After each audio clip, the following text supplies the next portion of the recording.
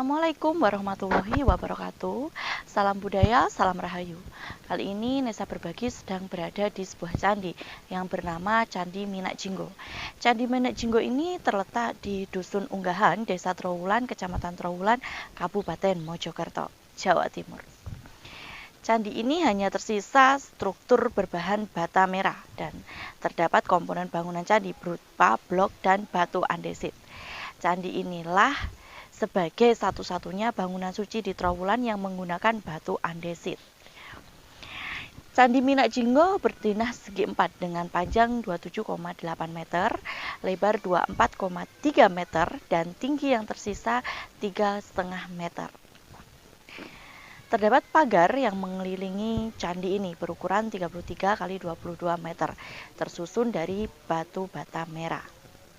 Penamaan Minak Jinggo berdasarkan adanya arca Garuda yang oleh masyarakat sekitar dikira perwujudan dari Adipati Belambangan. Temuan arca dan fragmen relief yang ada ini menunjukkan bahwa candi ini dibangun pada periode Majapahit abad ke-13-14 Masehi. Candi ini telah ditemukan dan dijadikan tempat melakukan aktivitas religi oleh masyarakat Trowulan sebelum abad ke-19 Masehi.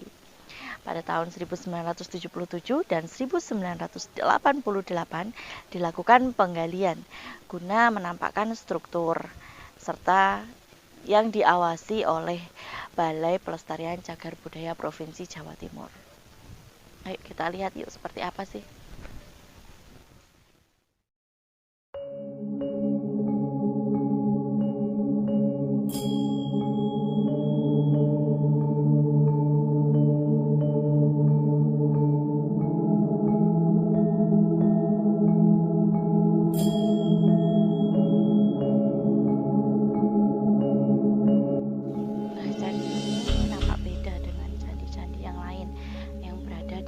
Daerah Trowulan. Candi ini lebih struktur dari tumpukan batu-batu andesit ya, bisa kita lihat ya.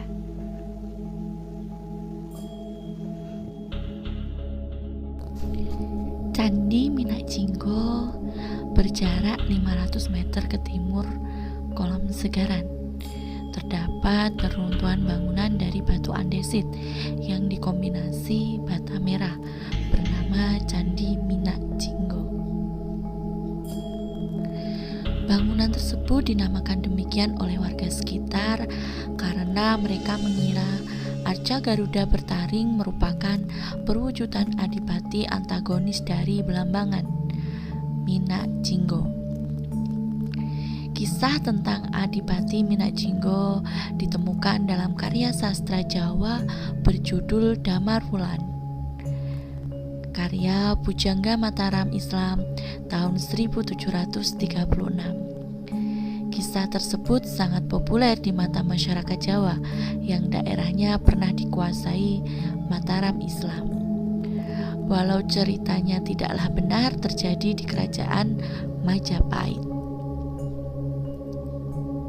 Candi Minak Jinggo memiliki banyak relief, sejumlah 64 panel yang sebagian berada di pelataran candi dan sisanya disimpan di pengelolaan informasi Majapahit. Relief tersebut berkisah tentang fabel berjudul Tantri Kamandaka, Panji Kuda Semirang, dan kehidupan masyarakat sehari-hari. Relief Tantri Kamandaka yang dapat diidentifikasi pada candi ini berkisah tentang buaya yang tidak tahu berterima kasih kepada lembu. Ia bukannya berterima kasih atas bantuan lembu menyelamatkan buaya dari kayu yang menimpanya, malahan berusaha memangsa sang lembu. Nah, kalau tentang namanya ini ya, kalau Candi Minak Jinggo ini, saya menangkap kok ini tentang pertarungannya dulu ya, Minak Jinggo dan Damar Wulan ya. Kan kita sering mendengar nih cerita-cerita rakyat ya tentang Minak Jinggo. Ini bentuk struktur bangunannya sama nih ya, hampir mirip dengan Candi Kedaton atau Candi Upas ya. Kemarin kita pernah sempat kesini juga. Nah, seperti apa sih dalamnya? Kita coba lihat aja ke dalam ini.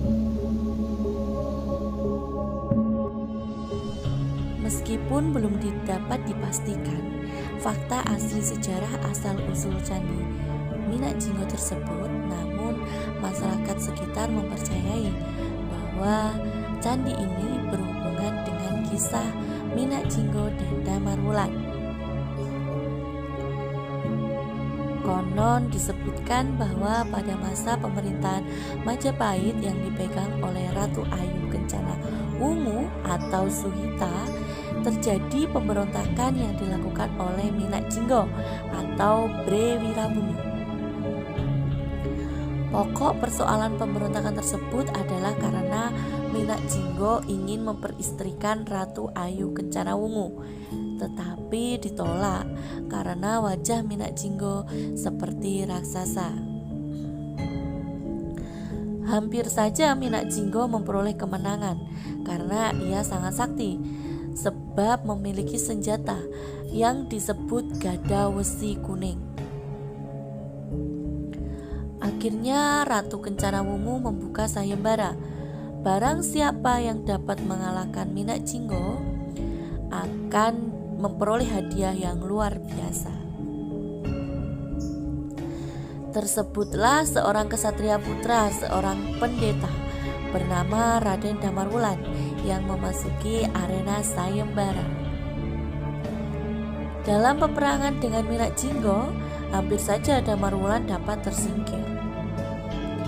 Akan tetapi atas bantuan dua orang selir Minak Jinggo yang bernama Dewi Waita dan Dewi Puyengan, akhirnya Minak Jinggo dapat dikalahkan. Selanjutnya Dewi Waita dan Dewi Puyengan menjadi istri Damar Wulan.